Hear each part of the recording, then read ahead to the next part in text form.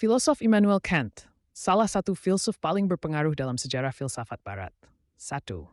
Sejarah dan latar belakang singkat.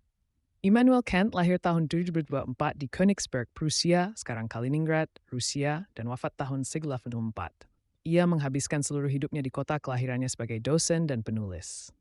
Adalah seorang filsuf Jerman yang dianggap sebagai salah satu filosof berpengaruh dalam sejarah pemikiran barat. Kant dikenal sebagai tokoh utama dalam filsafat modern dan pelopor aliran kritisisme. Meskipun Kant tidak secara langsung terlibat dalam pengembangan teknologi, pemikirannya memiliki dampak yang signifikan terhadap pendidikan dan cara kita memahami pengetahuan, moralitas, dan otonomi individu. 2. Teori utama Kant. A. Teori pengetahuan, epistemologi. Kritik terhadap rasio murni. Dalam bukunya Critique of Pure Reason, Kant memperkenalkan ide besar. Pengetahuan berasal dari perpaduan antara pengalaman empiris dan struktur bawaan pikiran rasional.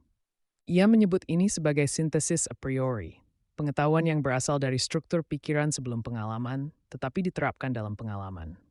Dunia yang kita pahami bukan hanya hasil dari realitas luar, disebut noumena, tapi juga bagaimana pikiran kita menyusunnya, disebut fenomena. B.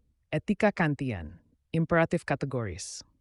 Dalam bukunya Groundwork of the Metaphysics of Morals, Kant menjelaskan teori etika yang berbasis pada kewajiban moral, bukan akibat. Bertindaklah hanya menurut prinsip yang bisa kamu kehendaki menjadi hukum universal. Artinya perbuatan baik bukan karena hasilnya, tapi karena itu adalah kewajiban moral, duty. Moralitas harus rasional, universal, dan otonom. C. Filsafat politik dan perdamaian. Dalam esainya Perdamaian Abadi, Perpetual Peace, Kant menekankan pentingnya negara hukum, hak asasi manusia, federasi negara-negara untuk menciptakan perdamaian dunia. 3. Karya-karya utama Kant Sapu.